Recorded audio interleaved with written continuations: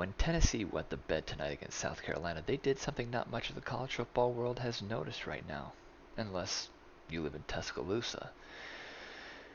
This loss takes away a very big roadblock from Alabama's path to the college football playoff. Tennessee was 9-1, had the win against Alabama, but a 25-point loss by them tonight ends their season. Well, ends their playoff chances. They still play next week, but they're out of the way. Alabama doesn't have to worry about them anymore.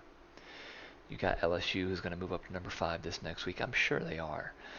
And in 2 weeks they play Georgia and Atlanta, and who's going to think that they're actually going to beat Georgia in the SEC championship game?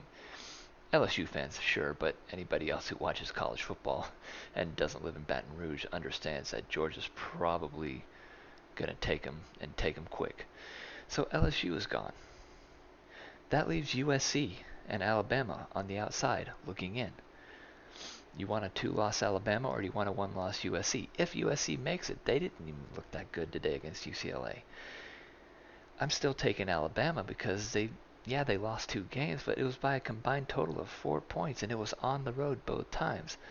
Once in Tennessee on the last second field goal, and once at LSU with the last second 2-point conversion, or not last second, it was in overtime. But you see what I mean. Alabama's been in every game that they've played, and it was just hard luck both times. That's just the way the ball bounces sometimes. And so I would put Alabama over USC, especially, with how USC played this last week. They could possibly jump them this week. You never know.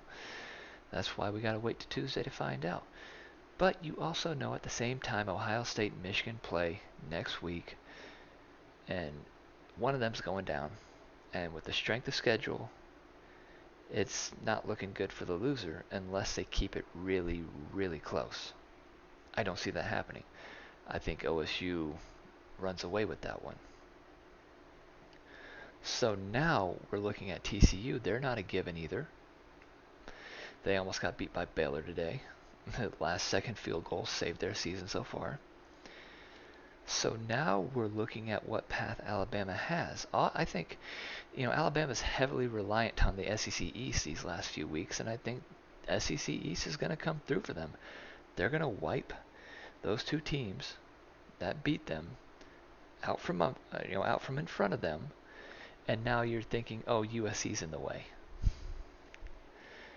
Don't be surprised if Alabama makes the playoff. I'm just saying that now.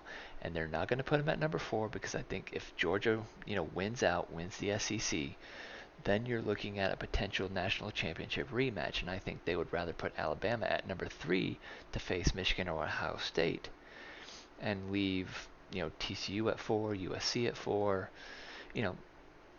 just for the hype, just for the entertainment value, I guess you can say, for the rivalry that Alabama and Georgia have now, kind of built over these last few years. It would just be another chapter, and I think that's how they would play it. So at the end of it, I think you're going to see Georgia, you're going to see Ohio State, and you're going to see Alabama. Who that 4th team is, I don't know. I still think TCU is going to stumble. I hope they don't. They've been a really good story all year. It'd be nice to see them in the Final Four. But then again, it could be USC. And it's just going to remain to be seen because now you got Clemson behind Alabama right now. It still could be them. So it's going to be a real interesting last couple of weeks. But all we know, Tennessee's out. Alabama's got new life.